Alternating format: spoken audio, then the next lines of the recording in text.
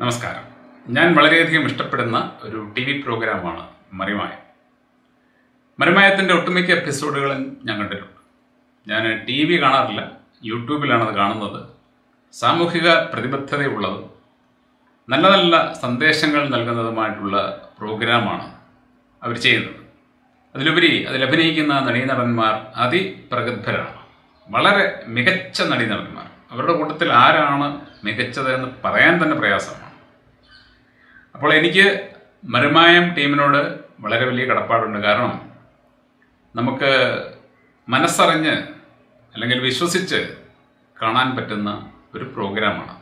ഒരൽപ്പം ടൈം പാസും അതിൻ്റെ ഒപ്പം നമുക്കൊരൽപ്പം അറിവും ഒക്കെ അവർ പകർന്നു തരുന്നുണ്ട്.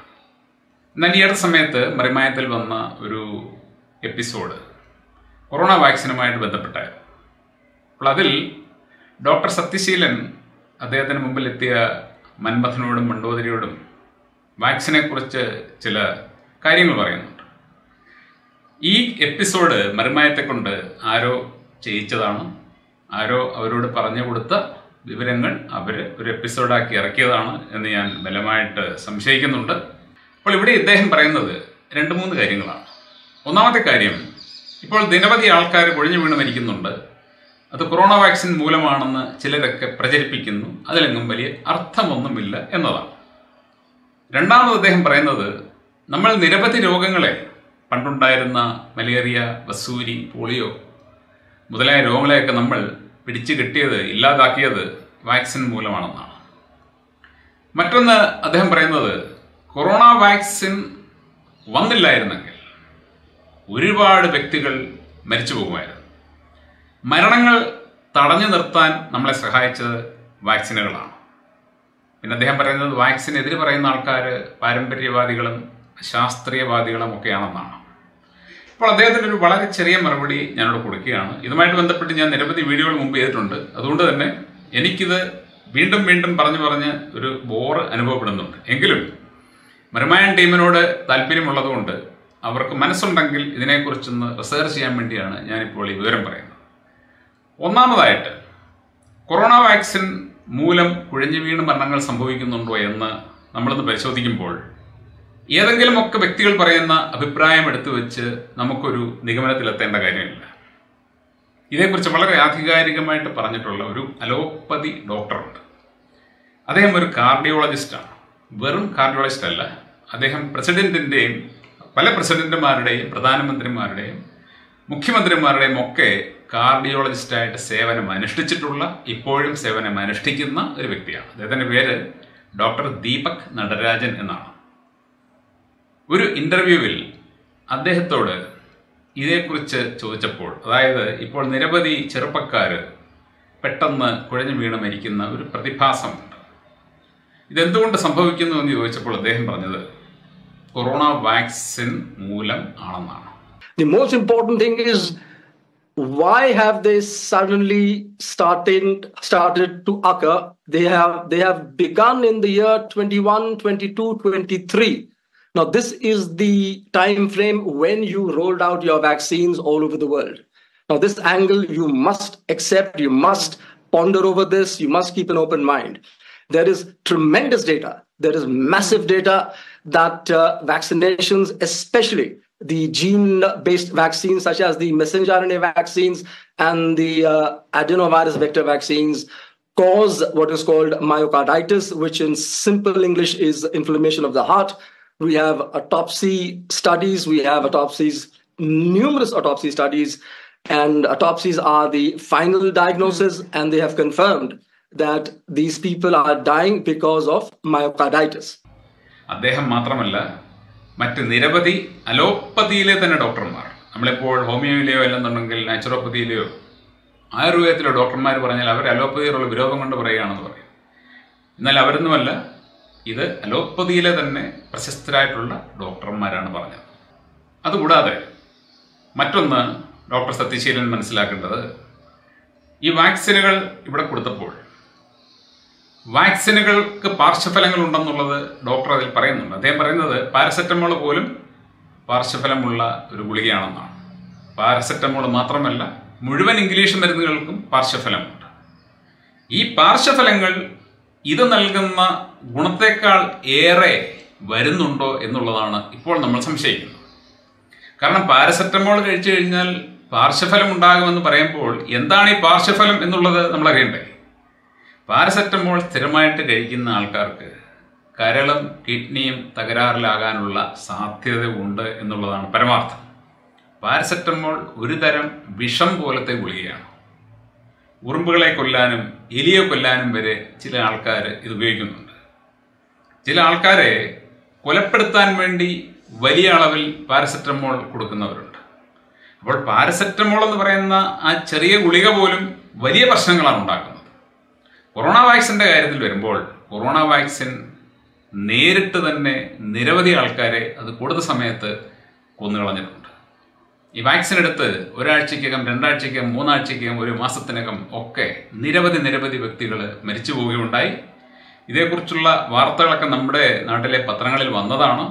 ഇങ്ങനെ സ്വന്തക്കാർ മരിച്ചു പോയിട്ടുള്ള കുറച്ച് ആൾക്കാർ, അതായത് മക്കളും ഭാര്യ അങ്ങനെയൊക്കെ ഉള്ളവർ മരിച്ചുപോയ കുറച്ച് ആൾക്കാർ, ഇതുമായിട്ട് ബന്ധപ്പെട്ട് കോടതികളിൽ കേസ് കൊടുത്തിട്ടുണ്ട്. സുപ്രീം കോടതിയിൽ കേസ് നിലനിൽക്കുന്നുണ്ട്. ഈ അടുത്ത സമയത്ത് എറണാകുളം പ്രസ് ക്ലബിൽ അവരൊരു പത്രസമ്മേളനം നടത്തിയിരുന്നു. ഞാനത് എൻ്റെ വീഡിയോയിൽ കൂടെ പ്രസിദ്ധീകരിച്ചതാണ്. അപ്പോൾ ഇങ്ങനെയൊക്കെയുള്ള സംഭവങ്ങൾ ഇവിടെ നടക്കുന്നുണ്ട് എന്നുള്ളത് ആരും ഊഹിച്ചോ അനുമാനിച്ചോ പറയുന്നതല്ല, റിയൽ ഡേറ്റയുടെ അടിസ്ഥാനത്തിൽ പറയുന്നതാണ്. കൊറോണ വാക്സിൻ ആൾക്കാരെ കൊലപ്പെടുത്തുന്നുണ്ട് എന്നുള്ളത് പച്ചയായ ഒരു പരമാർത്ഥമാണ്. കൊറോണ വാക്സിൻ്റെ ഫാക്ട് ഷീറ്റിൽ കമ്പനികൾ സമ്മതിച്ചിട്ടുള്ള കാര്യമാണ്. രക്തം കട്ടപിടിപ്പിക്കുക എന്ന് പറഞ്ഞു കഴിഞ്ഞാൽ എന്താണ്? ഒരു വ്യക്തിയുടെ രക്തം എവിടെയെങ്കിലും കട്ടപിടിച്ചു കഴിഞ്ഞാൽ അയാൾ മരിച്ചു പോകും. ഭാഗ്യമുണ്ടെങ്കിൽ മാത്രമായിരിക്കും രക്ഷപ്പെടുക. പ്ലേറ്റ്ലെറ്റ് കൗണ്ടുകൾ കുറഞ്ഞ പോലെ എന്ത് സംഭവിക്കും? മരണം വരെ സംഭവിക്കാം. അതുകൂടാതെ ഈ ഫാക്ട് ഷീറ്റിൽ എഴുതി വച്ചിരിക്കുന്ന ഒരു വാചകമുണ്ട്. അതായത് അവരെഴുതി വച്ചിരിക്കുന്ന നിരവധി പാർശ്വഫലങ്ങൾ കൂടാതെ അപ്രതീക്ഷിതവും ഗുരുതരവുമായിട്ടുള്ള പാർശ്വഫലങ്ങളും ഉണ്ടാകാമെന്ന്. അപ്പോൾ ഡോക്ടർ സത്യശീലൻ ഇതേക്കുറിച്ചൊക്കെ ഒന്ന് അന്വേഷിച്ച് മനസ്സിലാക്കിയിട്ട് വേണമായിരുന്നു ഇങ്ങനെയൊക്കെ കൊഴിഞ്ഞു വീണ് മരിക്കുന്നത് വാക്സിൻ മൂലമാണെന്ന് പറയുന്നത് വെറും ചില ആൾക്കാരുടെ കുപ്രചരണം ആണെന്നുള്ളത്. അതൊരു കുപ്രചരണമല്ല, അതൊരു റിയാലിറ്റിയാണ്. ഇനി മറ്റൊരു വസ്തുത, കൊഴിഞ്ഞു വീണ മരണങ്ങൾ കൊറോണ വരുന്നതിന് മുമ്പും വാക്സിൻ കൊടുക്കുന്നതിന് മുമ്പും ഉണ്ടായിരുന്നു. എന്നാൽ ഇപ്പോൾ അത് ഒരു വലിയ മഹാമാരിയുടെ രൂപം കൈവരിച്ചിരിക്കുകയാണ്. അതിനെ ഒരു പുതിയ രോഗമായിട്ട് മെഡിക്കൽ സയൻസ് തന്നെ അംഗീകരിച്ചു എന്നുള്ളതും ഡോക്ടർ അറിയേണ്ട കാര്യമായിരുന്നു. അവരതിനെ വിളിക്കുന്നത് എന്താണ്? സാഡ്സ് എന്ന് വിളിക്കും. സഡൻ അരിത്മിക് ഡെത്ത് സിൻഡ്രോം എന്നാണ് അതിൻ്റെ ഫുൾ ഫോം. പെട്ടെന്ന് ആൾക്കാർ വീണ് മരിക്കുന്ന ഒരു പ്രത്യേകതരം രോഗം. ഈ രോഗത്തിൻ്റെ പിന്നിലെ കാരണം എന്താണെന്ന് പക്ഷെ അവർ പറയുന്നില്ല. ഇവർ കൊടുക്കുന്ന പല മരുന്നുകൾ മൂലം പുതിയ പ്രശ്നങ്ങൾ ഉണ്ടാകുമ്പോൾ അവരതിനെ ഒരു പുതിയ രോഗമായിട്ട് വിളിച്ച് ആ രോഗത്തിന് നല്ല മാർക്കറ്റിംഗ് കൊടുത്ത് അതിലൂടെ കുറേയേറെ പണം ഉണ്ടാക്കുന്ന ഒരു രീതിയാണ് മെഡിക്കൽ സയൻസ് പിന്തുടരുന്നത്. പക്ഷെ നമ്മളിവിടെ മനസ്സിലാക്കേണ്ട വസ്തുത, ഇങ്ങനെ കൊഴിഞ്ഞു വീണ് മരണം കൂടിയിട്ടുണ്ട്, അത് പണ്ടുണ്ടായിരുന്നതിനേക്കാൾ വളരെയധികമായിട്ട് കൂടിയിട്ടുണ്ട് എന്നുള്ള അവർ തന്നെ അംഗീകരിച്ചു എന്നുള്ള വസ്തുതയാണ്. അപ്പോൾ അതിൻ്റെ കാരണം എന്തായിരിക്കും? കാരണമായിട്ട് നമ്മൾ നോക്കുമ്പോൾ കൊറോണ വാക്സിന് മുമ്പ് കൊഴിഞ്ഞു വീണ് മരണം ഉണ്ടായിരുന്നെങ്കിലും വളരെ കുറവായിരുന്നു. വല്ലപ്പോഴും എവിടെയെങ്കിലും ആരെങ്കിലും മരിച്ചാലേ. ഇപ്പോൾ അതല്ല. ഇപ്പോൾ പ്രായമൊന്നുമില്ല. 10 വയസ്സുള്ള കുട്ടി, 12 വയസ്സുള്ള കുട്ടി, 17 വയസ്സുള്ള കുട്ടി, 20 വയസ്സ്, 30 വയസ്സ്, 40 വയസ്സ്, പല ആൾക്കാർ കൊഴിഞ്ഞു വീണ് മരിക്കുകയാണ്. പത്രമെടുത്ത് നോക്കുമ്പോൾ 60 വയസ്സ് പോലും എത്താതെ മരിക്കുന്ന നിരവധി പേരെ എന്നും നമുക്ക് കാണാൻ സാധിക്കും. ഇതങ്ങ് മുമ്പുണ്ടായിരുന്നില്ല. എന്ന് പറഞ്ഞാൽ കൊറോണ വാക്സിന് മുമ്പ് ഇതൊന്നും ഉണ്ടായിരുന്നില്ല. അപ്പോൾ കൊറോണ വാക്സിൻ എന്ന് പറയുന്ന സംഗതി വന്ന ശേഷം മരണങ്ങൾ കൂടി എന്നുള്ളത് പച്ചയായ ഒരു പരമാർത്ഥമാണ്. പിന്നെ ഡോക്ടർ പറഞ്ഞൊരു കാര്യമുണ്ട്, ഈ വാക്സിൻ വന്നില്ലായിരുന്നെങ്കിൽ, വാക്സിൻ വന്നതുകൊണ്ട് നമ്മൾ ഒരുപാട് പേരുടെ മരണങ്ങൾ കുറച്ചു, തടഞ്ഞു നിർത്തിയെന്നൊക്കെ. പച്ചക്കള്ളമാണ്, നട്ടാൽ മുളയ്ക്കാത്ത നുണ.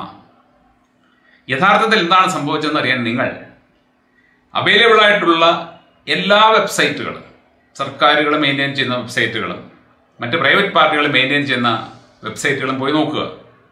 കൊറോണയുമായിട്ട് ബന്ധപ്പെട്ടുള്ള കണക്കുകളൊക്കെ അവിടെ ഉണ്ട്.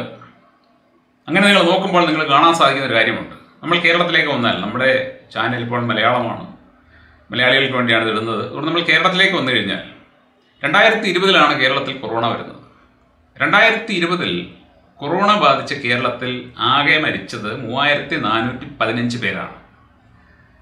ഇവിടെ കൊറോണയ്ക്ക് വാക്സിൻ കൊടുക്കുന്നത് 2021 ജനുവരി മാസം 16-ാം തീയതിയാണ്. അപ്പോൾ 2020 ജനുവരി മുതൽ 2021 ജനുവരി മാസം 15-ാം തീയതി വരെ കേരളത്തിൽ കൊറോണ ബാധിച്ച് മരിച്ചിട്ടുള്ളത് ആകെ 3415 പേര് മാത്രമാണ്. ഈ 3415 പേരും പ്രായമുള്ളവരും പല രോഗങ്ങളുമായിട്ട് ബന്ധപ്പെട്ട് ആശുപത്രികളിൽ കഴിഞ്ഞവരുമാണ്. സ്റ്റേറ്റ് ഡെത്ത് ഓഡിറ്റ് കമ്മിറ്റിയിലെ ഒരു അംഗമായിരുന്ന ഡോക്ടർ അരവിന്ദൻ ഇതുമായിട്ട് ബന്ധപ്പെട്ട് മാതൃഭൂമിക്ക് കൊടുത്ത ഒരു ഇന്റർവ്യൂവിൽ പറഞ്ഞത്, ഇവിടെ കൊറോണ ബാധിച്ച് മരിച്ചു എന്ന് പറയുന്ന ആൾക്കാരുടെ കൂട്ടത്തിൽ അദ്ദേഹം ഡെത്ത് ഓഡിറ്റ് ചെയ്ത ആളാണ്. കൊറോണ ബാധിച്ച് മരിച്ചു എന്ന് പറയുന്ന ആൾക്കാരുടെ കൂട്ടത്തിൽ യഥാർത്ഥത്തിൽ കൊറോണ മൂലം മരിച്ചത് വെറും 3% പേര് മാത്രമാണെന്നാണ്.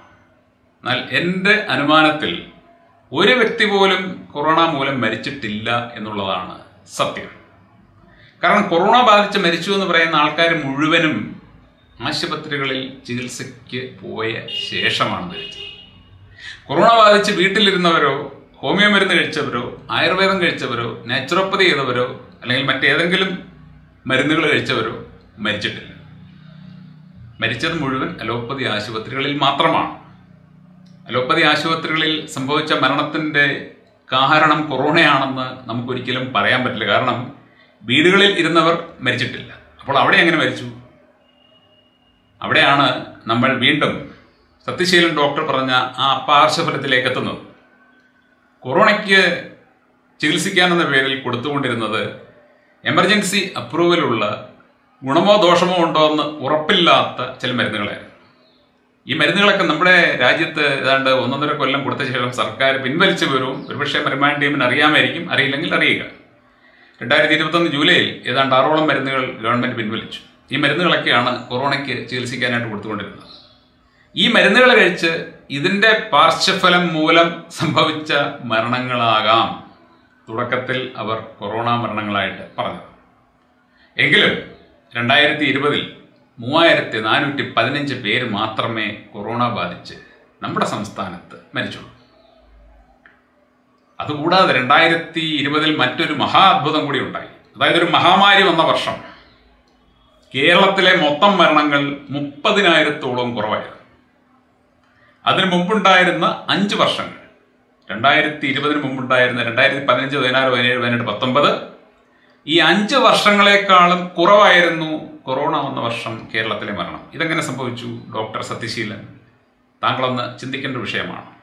ഞാൻ താങ്കളെ അല്ലെങ്കിൽ താങ്കളോട് പറയുമ്പോൾ യഥാർത്ഥത്തിൽ പറയുന്നത് താങ്കൾക്ക് ഇല വഴി തന്ന് താങ്കളെ കൊണ്ടത് പറയിപ്പിച്ച ആൾക്കാരോടാണ്. എങ്ങനെയാണ് കൊറോണ വന്ന വർഷം കേരളത്തിൽ 30,000 മരണങ്ങൾ കുറഞ്ഞത്? സാധാരണ ഒരു മഹാമാരി വരുമ്പോൾ മരണം ഒരുപാട് കൂടണ്ടേ? ഇവിടെ മഹാമാരി വന്നപ്പോൾ നമുക്കതൊരു ഭാഗ്യമായിട്ട് മാറുകയാണ്. സാധാരണ മട്ടിൽ സംഭവിക്കേണ്ടിയിരുന്ന പല മരണങ്ങളും ഉണ്ടായില്ല. എന്നാൽ നിങ്ങൾ രക്ഷിക്കാനെന്ന പേരിൽ വാക്സിൻ കൊടുത്തപ്പോൾ ഡേറ്റ നിങ്ങളുടെ മുമ്പിൽ കിടപ്പുണ്ട്. ദയവായിട്ട് പോയിട്ട് കേരള ഗവൺമെന്റിന്റെ കോവിഡ് ഡാഷ്ബോർഡ് വെബ്സൈറ്റിൽ നോക്കുക, ministry of health and family വെൽഫെയറിന്റെ വെബ്സൈറ്റിൽ പോയി നോക്കുക, വേൾഡോമീറ്ററിന്റെ വെബ്സൈറ്റിൽ പോയി നോക്കുക. എവിടെയെല്ലാം ഏതെല്ലാം ആൾക്കാർ ഇത് മെയിൻറ്റെയിൻ ചെയ്യുന്നുണ്ടോ അവിടെയെല്ലാം പോയി നോക്കുക. ഇവിടെ വാക്സിൻ കൊടുത്ത ശേഷം രോഗികളുടെ എണ്ണം കുത്തനെ കൂടി. രോഗികളുടെ എണ്ണം മാത്രമല്ല, മരണവും കുത്തനെ കൂടി. കൊറോണ മൂലം ആൾക്കാർ കൂടുതൽ മരിച്ചതും ഇവിടെ ഒരു ഭീകരാന്തരീക്ഷം ഉണ്ടായതും വാക്സിനെ തുടർന്ന് മാത്രമാണ്. വാക്സിൻ കൊടുക്കുന്ന സമയത്ത് ഇന്ത്യയിൽ കൊറോണ രോഗികളുടെ എണ്ണം എന്ന് പറയുന്നത് ഏതാണ്ട് 11,000 മാത്രമാണ്. കൊറോണ വന്ന് കൂടി അതില്ലാതായിക്കൊണ്ടിരിക്കുന്ന ഒരു ഘട്ടത്തിലാണ് വാക്സിൻ കൊടുക്കുന്നത്. കൊടുക്കേണ്ട ഒരു സാഹചര്യം ഇല്ലാതിരുന്ന ഒരു ഘട്ടത്തിൽ അത് കൊടുത്ത ശേഷം ആൾക്കാർ കൊതുകുകളെ പോലെ വീണ് ചാകാൻ തുടങ്ങി. കൊതുകുകളെ പോലെ. വാക്സിൻ കൊടുത്ത ആദ്യത്തെ 4 മാസം നമ്മുടെ രാജ്യത്ത് നടന്ന കൊറോണ മരണങ്ങൾ, ആദ്യത്തെ 4 മാസം നമ്മുടെ രാജ്യത്ത് നടന്ന കൊറോണ മരണങ്ങൾ ഏതാണ്ട് 2.5 ലക്ഷമാണ്. 2020 മൊത്തം നമ്മുടെ ഇന്ത്യയിൽ ആകെ മരിച്ച കൊറോണ രോഗികൾ 1.5 ലക്ഷമാണെങ്കിൽ വാക്സിൻ കൊടുത്ത ആദ്യത്തെ 4 മാസങ്ങൾ കൊണ്ട് 2 ലക്ഷം പേര് മരിച്ചു. 2.5 ലക്ഷം പേര് എങ്ങനെ സംഭവിച്ചു? അപ്പോൾ വാക്സിൻ വന്നതുകൊണ്ട് മരണങ്ങൾ തടയാൻ സാധിച്ചു എന്നത് ഡേറ്റ നോക്കാത്തത് മൂലം പലരും, അല്ലെങ്കിൽ ഡേറ്റ നോക്കിയിട്ടും മനഃപൂർവ്വമായിട്ട് പറഞ്ഞു പരത്തുന്ന ഒരു കള്ളം മാത്രമാണ്. വാക്സിൻ വന്നാണ് ഇവിടെ സ്ഥിതിഗതികൾ മൊത്തത്തിൽ വഷളാക്കിയത്. പിന്നെ ഡോക്ടർ പറഞ്ഞൊരു കാര്യം, പണ്ടുണ്ടായിരുന്ന പല രോഗങ്ങളും നമ്മൾ നിർമ്മാർജ്ജനം ചെയ്തത് വാക്സിനുകളിലൂടെയാണ്. അതാണ് ശാസ്ത്രത്തിൻ്റെ വളർച്ചയാണ്. പണ്ടുണ്ടായിരുന്ന വസൂരി, മലേറിയ, പോളിയോ മുതലായ രോഗങ്ങൾ ഇപ്പോഴില്ല എന്ന് അദ്ദേഹം പറയുകയുണ്ടായി. യഥാർത്ഥത്തിൽ ആ രോഗങ്ങളൊക്കെ വാക്സിൻ മൂലമാണ് തടഞ്ഞതെന്ന് ഒരു വ്യക്തിക്കും അവകാശപ്പെടാനാവില്ല. നമ്മൾ കൊറോണയുടെ കാര്യം നോക്കുമ്പോൾ കൊറോണ വാക്സിൻ മൂലമാണ് ഇവിടെ കൊറോണ രോഗം കൂടുതലായിട്ട് പടർന്നു പിടിച്ചത്, കൂടുതലായിട്ട് മരിച്ചത്. അപ്പോൾ തീർച്ചയായിട്ടും കൊടുത്ത വാക്സിനുകൾ മൂലം അപ്പോൾ എന്തൊക്കെ സംഭവിച്ചിരുന്നു എന്നുള്ളത് ഒന്ന് ഗവേഷണം ചെയ്ത് മനസ്സിലാക്കേണ്ട കാര്യമാണ്. വസൂരിയുമായിട്ട് ബന്ധപ്പെട്ട് ഞാനൊരു ചെറിയ പഠനം നടത്തിയപ്പോൾ എനിക്ക് ചിലത് മനസ്സിലായി. ഞാനത് പിന്നീട് ഒരു വീഡിയോ ആക്കുന്നതാണ്. പക്ഷേ ഇവിടെ ഞാൻ പറയുന്നത് മറ്റൊരു കാര്യമാണ്. ഡോക്ടർ പറഞ്ഞത് ശാസ്ത്രത്തിൻ്റെ വളർച്ച മൂലമാണ് നമുക്ക് ആ രോഗങ്ങളൊക്കെ തടയാൻ സാധിച്ചത്. ശാസ്ത്രത്തിൻ്റെ വളർച്ച മൂലം 4-5 രോഗങ്ങൾ നിങ്ങൾ തടഞ്ഞു എന്നൊരു വാദത്തിന് നമ്മൾ സമ്മതിച്ചാൽ പോലും ഇപ്പോൾ ഉള്ളത്രയും രോഗികൾ മുമ്പുണ്ടായിരുന്നോ എന്ന് നിങ്ങളൊന്ന് ചിന്തിക്കണം. ഒരു 40 കൊല്ലം മുമ്പ്, ഒരു 50 കൊല്ലം മുമ്പ് നമ്മുടെ നാട്ടിൽ എത്ര രോഗികളുണ്ടായിരുന്നു? ഇപ്പോൾ എത്ര രോഗികളുണ്ട്? ഇപ്പോൾ രോഗികളില്ലാത്ത ഒരു വീടെങ്കിലും ഉണ്ടോ? പണ്ട് നമ്മുടെ രാജ്യത്ത്, നമ്മുടെ നാട്ടിൽ എത്ര ആശുപത്രികളുണ്ടായിരുന്നു? ആ ആശുപത്രികളുടെ വലിപ്പം എത്രയായിരുന്നു? ഇപ്പോൾ എത്ര ആശുപത്രികളുണ്ട്? അവയുടെ വലിപ്പം എന്താണ്? മുമ്പ് എത്ര ഡോക്ടർമാരുണ്ടായിരുന്നു? ഇപ്പോൾ എത്ര ഡോക്ടർമാരുണ്ട്? ഓരോ വർഷവും ആയിരക്കണക്കിന് പിള്ളേരാണ് ഡോക്ടർമാരായിട്ട് മാറുന്നത്. അവരെല്ലാവരും ജോലി ചെയ്ത് ജീവിക്കുന്നുണ്ട്.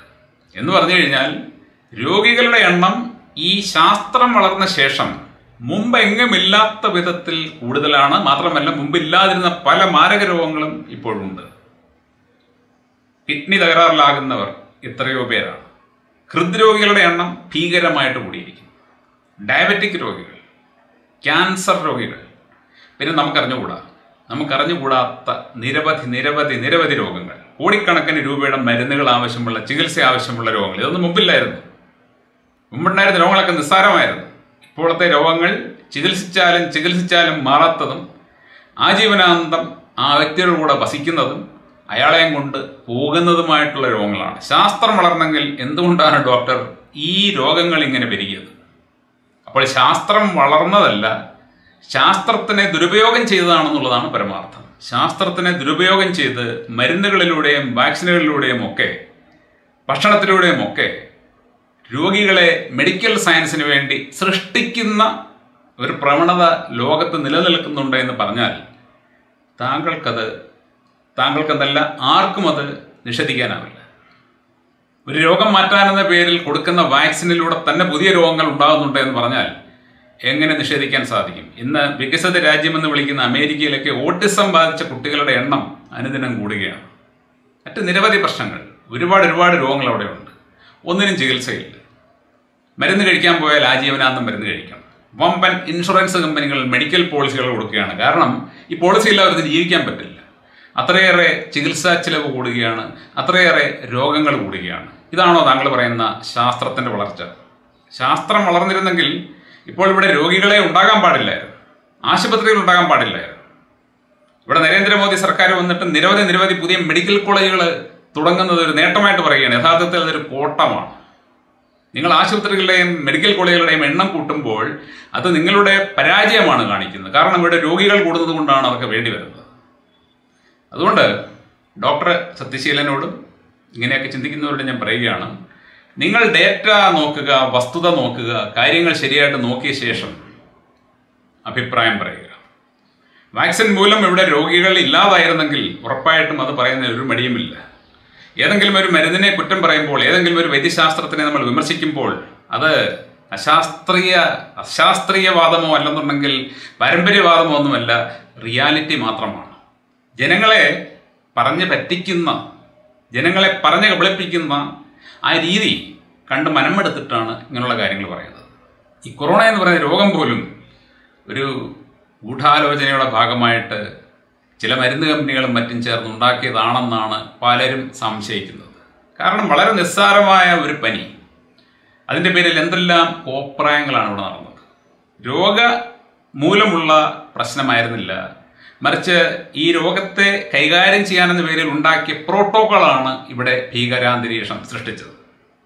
മുഖം മൂടിയിട്ട ആൾക്കാരും ലോക്ക്ഡൗണുകളും കണ്ടെയ്ൻമെന്റ് സോണുകളും പത്രങ്ങളിലും ടി വികളിലും നിരന്തരമായിട്ടുള്ള വാർത്തകളും, ഫോണെടുത്താൽ കൊറോണ, റോഡിലിറങ്ങിയാൽ കൊറോണ, കടയിൽ പോയാൽ കൊറോണ, എവിടെ ചെന്നാലും കൊറോണ, കൊറോണ കൊറോണ എന്നൊരൊറ്റ പദം മാത്രമേ നമുക്ക് ആ സമയത്ത് കേൾക്കാനുണ്ടായിരുന്നുള്ളൂ. കടകളടച്ചിടുക, അതുപോലെ തന്നെ ഒരുപാട് കോപ്രായങ്ങൾ നമ്മൾ കണ്ടു. ഒരു റോഡിൻ്റെ അപ്പുറത്തുള്ള സ്ഥലം കണ്ടെയ്ൻമെൻറ്റ് സോൺ, ഇപ്പുറത്ത് പ്രശ്നമില്ല. വായുവിലൂടെ സഞ്ചരിക്കുന്ന വൈറസാണെന്ന് പറഞ്ഞിട്ടാണ് അപ്പുറത്ത് കണ്ടെയ്ൻമെൻറ്റ് സോൺ ആവുന്നത്, ഇപ്പുറത്തില്ല. ഇവിടെ വായുവിലേക്ക് അത് വരില്ല, കാരണം സർക്കാർ കണ്ടെയ്ൻമെൻറ്റ് സോണായിട്ട് പ്രഖ്യാപിച്ചിട്ടില്ല. ഒരു ചായക്കടയിൽ ചെന്ന് കഴിഞ്ഞാൽ അതിന് മുമ്പിൽ ഒരു വള്ളി വലിച്ചു കെട്ടിയിട്ടുണ്ട്. ആ വള്ളിയുടെ അപ്പുറത്തെ കാര്യം കയറരുത്, കൊറോണ നിയന്ത്രണമാണ്, ഇപ്പുറത്ത് നിന്ന് കഴിക്കാം, ഇപ്പുറത്ത് കൊറോണ വരില്ല, അകത്ത് കയറിയാൽ കൊറോണ പിടിക്കും. ഇങ്ങനെ എന്തെല്ലാം കോപ്രായങ്ങൾ നമ്മൾ ഈ ശാസ്ത്രം വളർന്നു എന്ന് പറയുന്ന യുഗത്തിൽ ഈ ശാസ്ത്രവാദികളായിട്ടുള്ള വിഡ്ഢികൾ കാട്ടിക്കൂട്ടുന്നത് കണ്ടു. ഇതൊക്കെയാണോ ശാസ്ത്രത്തിൻ്റെ വളർച്ച? പറയാനാണെങ്കിൽ ഒരുപാടുണ്ട്. അതുകൊണ്ട് മറുമാൻ ടീമിനോട് പറയുകയാണ്, നിങ്ങൾ ദയവ് ചെയ്ത് ഇതേക്കുറിച്ചൊന്ന് റിസർച്ച് നടത്തുക, ഒരു ഗവേഷണം നടത്തിയിട്ട് വീണ്ടും ഒരു എപ്പിസോഡ് കൂടി സത്യസന്ധമായിട്ട് ചെയ്യുക. കാരണം ലോകം മുഴുവൻ ഒരുമിച്ച് നിന്നുകൊണ്ട് ജനങ്ങളെ പറഞ്ഞു പറ്റിക്കുമ്പോൾ ആ ജനങ്ങളിലേക്ക് വെളിച്ചമെത്തിക്കാൻ നിങ്ങളെപ്പോലെയുള്ള കലാകാരന്മാർക്ക് കടപ്പാടുണ്ട്. ദയവ് ചെയ്ത് അതിനൊന്ന് ശ്രമിക്കുക. Thank you.